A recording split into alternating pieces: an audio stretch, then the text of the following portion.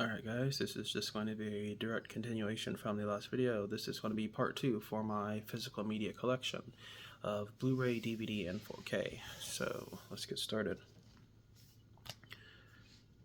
First off is the Cloverfield trilogy. So this is the Blu-ray.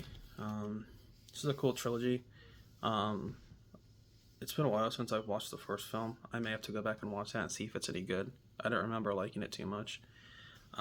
So I'll go back and watch that one. I'm not sure if I'll like it much better, but second film's great. Second film's amazing, and third film is really, really good. Alright, second film I have is Annihilation. This is a great sci-fi, guess you could consider it sci-fi thriller.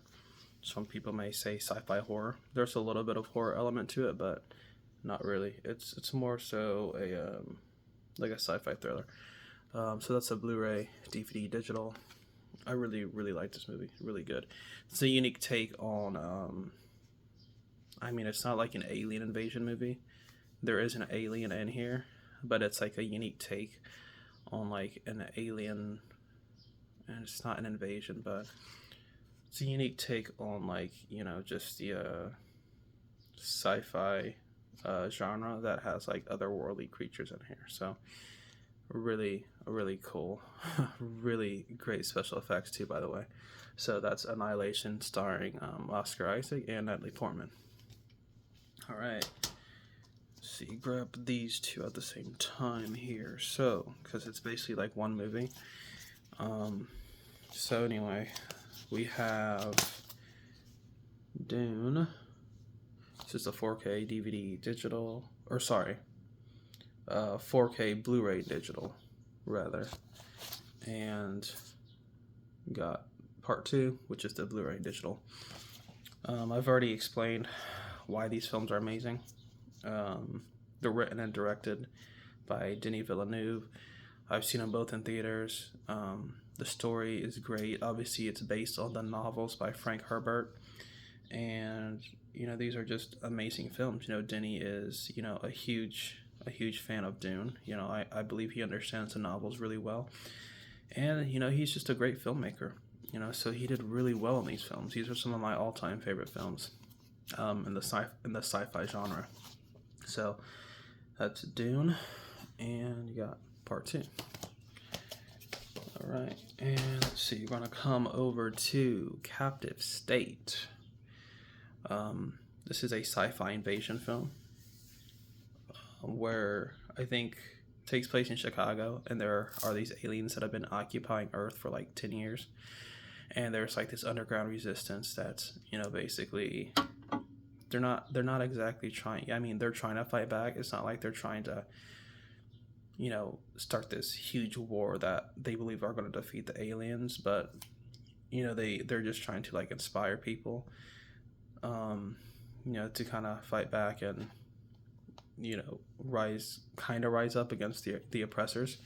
So I really like this movie. It was in 2019, I think, so it flew under the radar. Didn't do well at the box office, but it's a really solid film. If you guys have not seen Captive State and you're a sci-fi fan, I would definitely recommend that you watch it. All right, I'm gonna come over to another film from 2019, Alita: Battle Angel. So it's a Blu-ray, DVD, digital. It's a nice sci-fi action film. I really like this movie. It stars Rosa Salazar as Alita, a warrior who, you know, she basically wakes up in this scrapyard, and after this doctor puts her together, and you know, she has amnesia. Basically, she doesn't remember too much from her past life, although I do believe she knows that she was a warrior, and you know, in time she, you know, she starts to learn more about herself and the war and the past and what happened. So this one I haven't watched in a few years, so I definitely want to revisit this one, and I hope we get a sequel to this too. This is the same producers of Avatar. I believe, you know, obviously James Cameron produced this film. So it's been like 5 years. So I know James Cameron is busy with Avatar. So obviously he didn't direct this, because he was working on Avatar 2. But, you know, hopefully we can get a sequel, because this is a really good film, and I'd love to see the second film and see how her story concludes. And next, Valerian and the City of a Thousand Planets. This is a 2017 space opera film. I really like this film. It's got some of the coolest special effects I've ever seen in a sci-fi film. Stars Cara Delevingne and Dane DeHaan. So I really like this film. You know, it's the company Weta, WETA. They're the same company that does the effects for Avatar. So, you know, and you have Luc Besson. He's the filmmaker behind, I believe it's The Fifth Element. I watched that one so long ago. I do think that film was decent, but I didn't really like how they took a comedic route and they made the villain like really goofy, and I don't know. It was just, I feel like it was tonal inconsistency. I didn't know if they were trying to do like a serious sci-fi action adventure or like a comedy sci-fi. So, but I did like that film. He also is the filmmaker behind Lucy, starring Scarlett Johansson. So, yeah, that is Valerian. It is it's a really great sci-fi adventure film. I would urge you to watch it if you like sci-fi, because it's super cool. All right, next, have none other than the biggest sci-fi film of all time.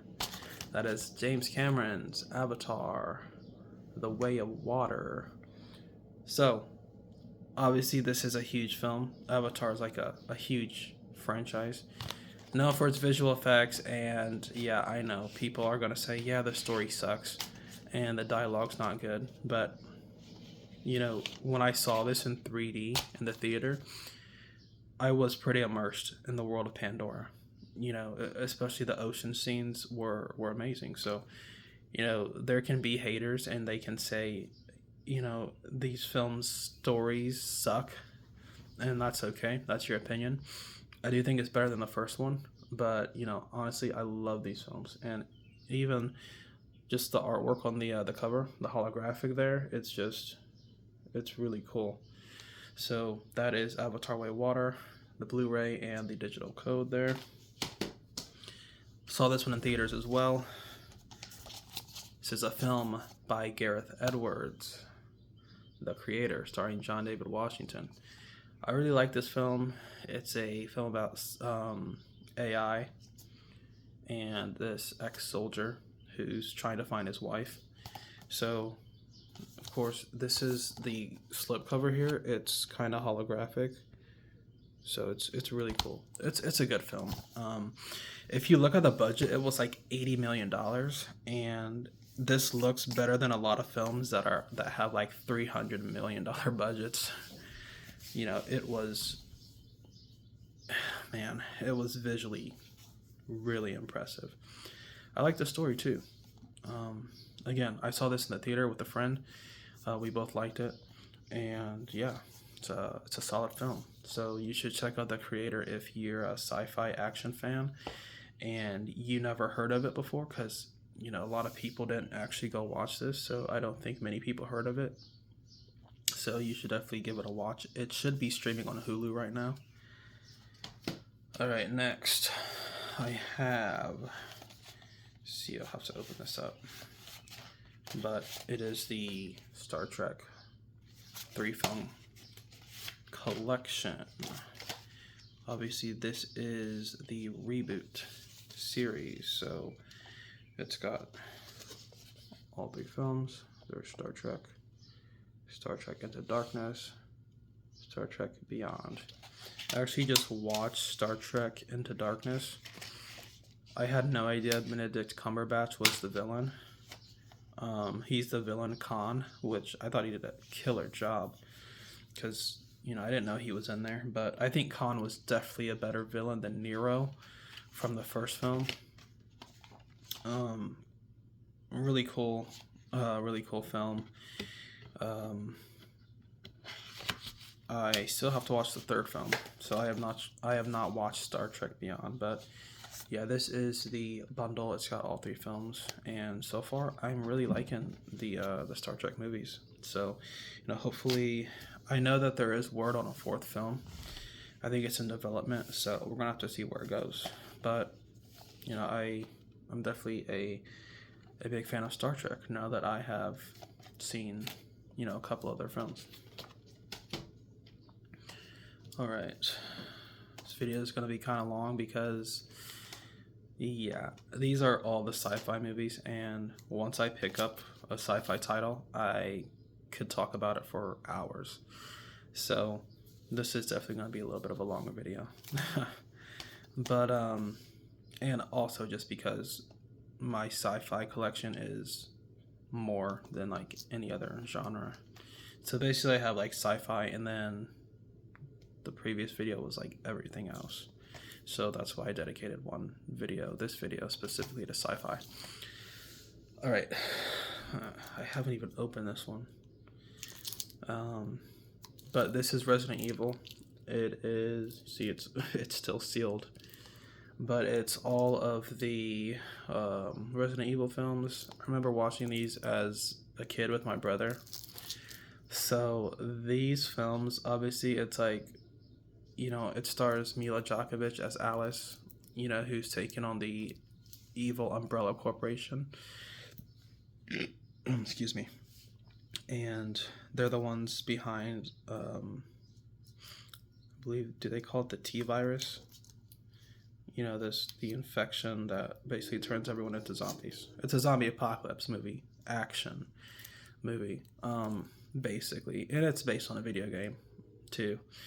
So yeah, these movies are pretty kick-ass.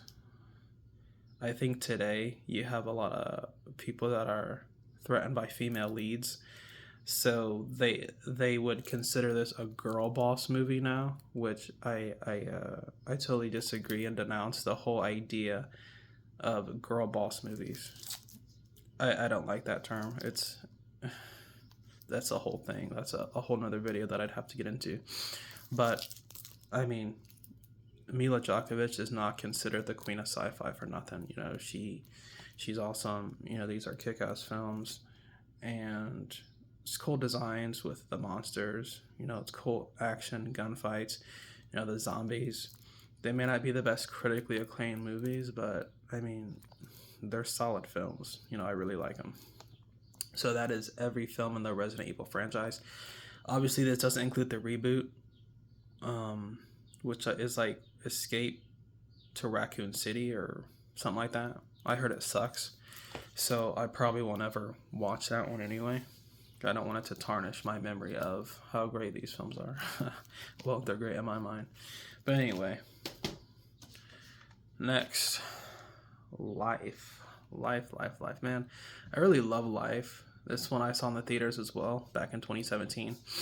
Sci-fi horror film, kind of reminiscent of Alien from 1979. Stars Rebecca Ferguson, Ryan Reynolds, and Jake Gyllenhaal. I really like this film. It's just a good sci-fi horror film. All right, next, Ready Player One, Steven Spielberg film. I've watched this one once. I thought it was decent. I'll probably go back and watch it. I think there were some things that I wasn't really too fond of this film. More so like the comedic aspect of it, more towards like the final act. I wasn't, I just felt like they didn't stay serious enough towards the end. I felt like it became too comical. That's just my opinion. But overall, cool visual effects. A lot of video game characters and anime characters. There's Mechagodzilla in here, the Iron Giant. It's interesting to think about. If not AI, but if virtual games were to become like this huge thing, it's like people just. They just immerse themselves into these virtual reality games. And it's like, we already have this issue in society where people are not social and, everybody's on their phones and, playing games. And and things like that, social media, so, you just imagine if, you know, virtual gaming came along and, everybody is now going through, going to more extreme measures to escape reality. And now, we're just basically living in a virtual world, for 7 hours a day, spending our lives being anything or anyone we want to be, which it's a cool idea, right? You could be like a warrior, you could be like a robot, you could be a surgeon, you could be like a pro athlete, it's pretty cool to think about. But at the same time, it's like, it's almost like a stark warning to what we're doing now in our society, with, like I said, us being less and less social. And I don't have like a study to pull up or anything like that, but it's like, a lot of psychiatrists and doctors are saying that like isolation is like a huge thing, and actually social media just like exacerbates the issue. So it's like, what if we get to the point where we're just spending several hours in a virtual world, and it's like we're hardly ever interacting with real people anymore? Interesting to think about. But yeah, that is Ready Player One. Then we have La Stratégie. I believe it's a French film, but or La Stratégie Enders. So, or in English, Ender's Game. Cool sci-fi. I guess you could consider action adventure film, right? Stars this. It's got a ton of people in there, but see, it says Harrison Ford, Asa Butterfield, Haley Steinfeld, Viola Davis, Abigail Breslin, and Ben Kingsley. So Ender is basically this genius level intellect kid who is tasked with going to this training station to basically come up with strategies and plans in order to prevent this. Well, they believe that there's these aliens that are going to come back to Earth, and have these new recruits who are tasked with like being the next generation of soldiers and heroes to defend the Earth. So, decent film, really, really good. All right, now see, these. Okay, cool. Yeah, this one and the next one are kind of the same type of film, but this is the Divergent series, starring Theo James and Shailene Woodley. I really like these films. They are dystopian sci-fi, so I really like dystopian films.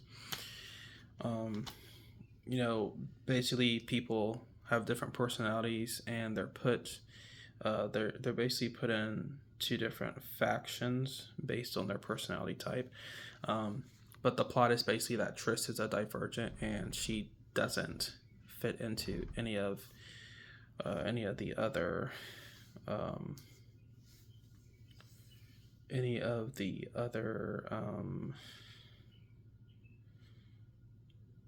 I can't even think of the word that I just said. It's been a long day. But she basically doesn't fit into any of the other factions, and that's kind of like the main premise of this. So it's got all three films. It's funny, my friend says that these she says that she doesn't like these films and that they're super cheesy, but personally I like these films. Alright, that brings me to the next one, which is Maze Runner. Also sci-fi dystopian, kind of like, like a young adult type of film, kind of just like Divergent as well as Hunger Games. So, with this film, it stars Thomas O'Brien as Dylan. Him and the other guys, they're in the maze and they have to map it out, figure out how to get out. Second film, Scorch Trials, is pretty cool. The world opens up, and they have to basically survive out in the world where there's like this. I think they call it like the flare, where there's like this virus that, yeah, if it infects you, then yeah, you're kind of done. So I really like that movie. And then you have The Death Cure, which is basically they make it to the city. Well, they take the fight to Wicked, and yeah, it's definitely more action oriented. It's more like almost military like by that time, because it's like the final battle. It's the climax to the trilogy where they were in the maze in the first one. Second one, they're out in the real world and they meet the resistance and everybody. They get betrayed by that one girl at the end of the second one, unfortunately. And then yeah, like the third one, just like it just kicks off. They get right into it. There's that train scene when they're trying to get Mino back, and it's just a really action packed finale, The Death Cure. So I really like these films. I need to go back and watch these soon because I really like them. All right, let's grab this one, and then let's grab this one. All right, cool. All right, so I'll do these together. Pacific Rim. This is a monster film with giant mechanized Jaegers is what they call them. Obviously, we know the plot. There is a this crack that opens up in the Pacific Ocean, and monsters start coming out. Yeah, it's pretty light on story. I mean, monster films are not really known for their stories. We want to see giant monsters, and that's what we get with this film. And then you have the sequel, Uprising, which I think is also pretty good. So yeah, these are pretty fun monster films. If you like giant monsters and giant mechs, then you'll like this film. All right, and then see, looks like there are two more monster films that I have. This one, actually, I haven't even opened this one either. But this is the 2-film collection. This is just the DVD version, though. But it is Godzilla and Godzilla King of the Monsters. I didn't really appreciate the first Godzilla as much. I went back and rewatched it, and I was like, yeah, I definitely appreciate it a little bit more. I definitely like it more than when I first saw it. Sometimes movies have to grow on you. And then King of the Monsters is a step up, more monster action, a little bit brighter and more color. You can see what's going on more. And like I said, there's just more action. So it's a huge step up from the first film. So again, just good monster films. And then I have Monster Hunter here, starring Mila Djokovic. Very light on story. Basically a bunch of army rangers get transported to a monster world, and they have to survive. I mean, that's put simply what this movie's about. I'd love to see a sequel, because at the end we find out that the portal to the monster world is open, and some monsters have come through to the human world. So I would like to see a sequel to this, because it was the pandemic and it was like 2021. It didn't really make much money, but it's like, what can you do? I definitely would want to see a sequel though.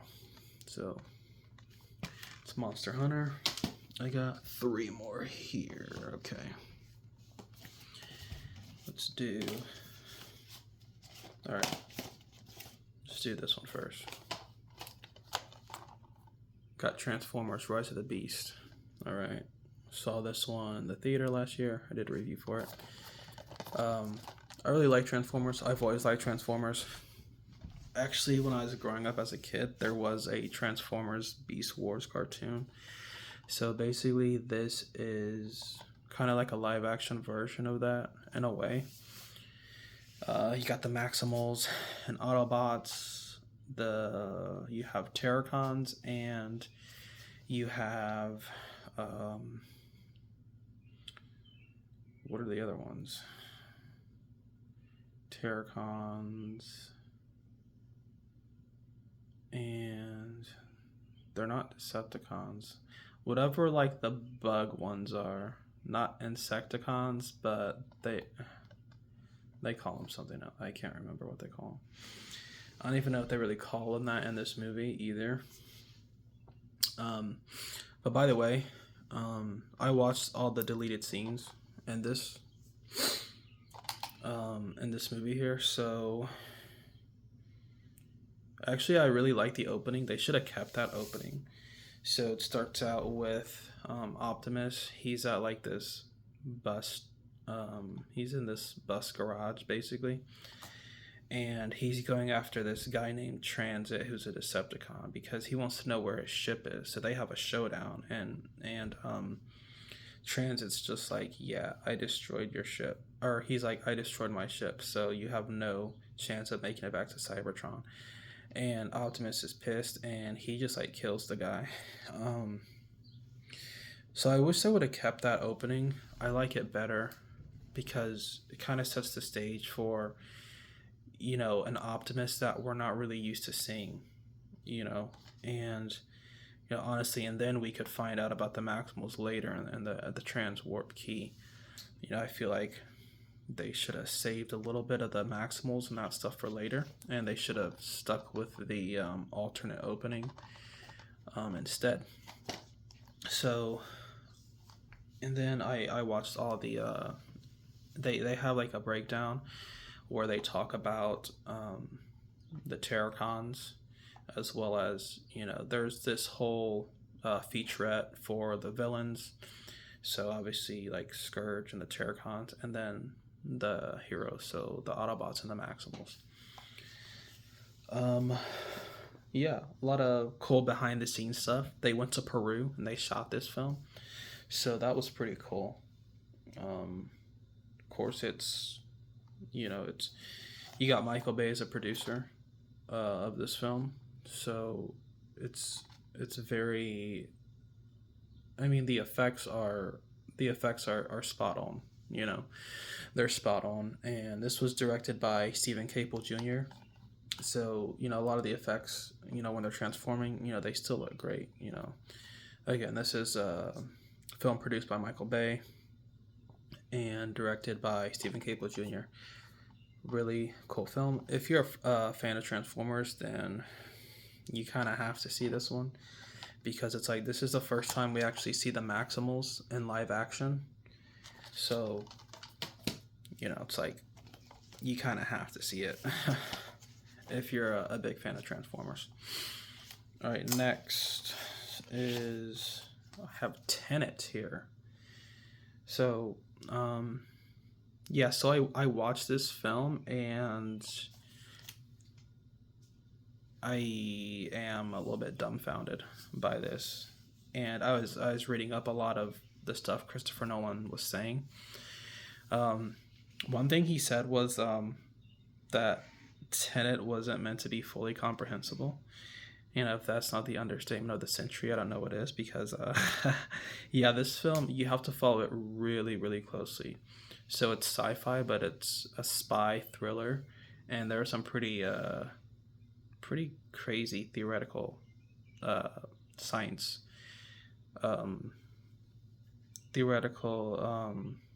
I guess you could say they're not principles because they're theoretical, but you have to follow this film super duper closely. And it's really funny because even the cast of this film, like John David Washington and Robert Pattinson, they're kind of confused about what this film actually is about. So I think, you know, I think they're all great guys, you know, Robert Pattinson and John David Washington and Christopher Nolan. You know, they had a lot of fun with this film. But yeah, I'm at a loss for words for this one. Yeah, Christopher Nolan really stumped me with this one. I've only watched it once, so obviously if you watch a film a second time, you're gonna get more information that you missed the first time. The only thing is, I feel like with this film, I'd have to watch it 10 times to even begin to grasp some of the concepts. So, anyway, that's Tenet. Alright, last but not least, another film by Christopher Nolan, Interstellar. This one's actually in 4K and Blu-ray and digital. So, you got... Actually, let me see.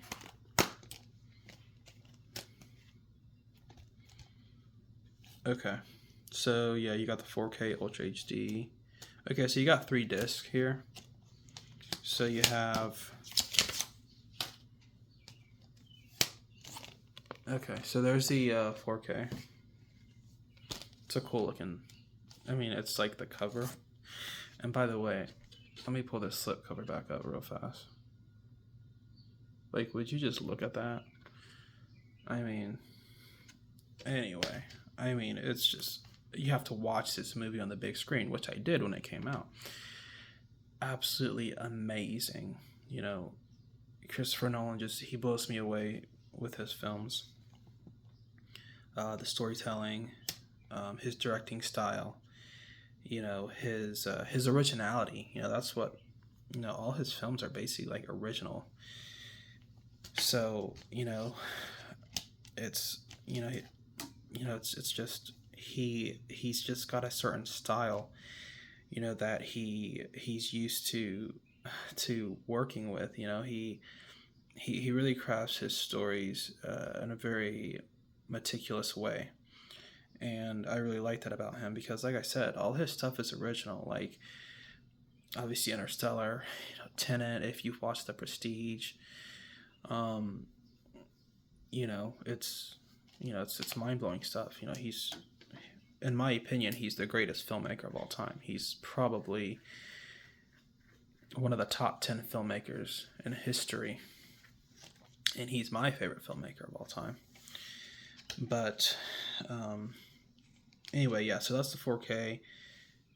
Then, see, we got the Blu-ray here, right here on this disc, and then this one is the bonus features, or special features. So, yeah, I really need to revisit this film, because I really like it. So, anyway, yep. Good thing I split this up into 2 videos, because I knew the one with all these sci-fi movies would be a little bit longer.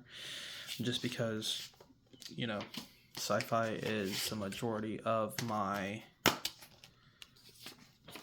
collection, and it's just the most interesting. So, like I said, when I pick one up, I could just go on for hours about it. So, anyway, that is basically more or less my entire collection for physical media. So, it's got a few DVDs, mostly Blu-rays, and then a few 4Ks. So let me know what you guys think of my physical media collection. You guys can comment down below about the films that you've seen, and we can talk about it. And then, you know, the ones that you haven't seen, you know, comment, you know, why you haven't seen them. Like, did you just not hear about them, or they just didn't seem that interested in you? But anyway, I'm going to go ahead and end the video here, and we will have a conversation down in the comments.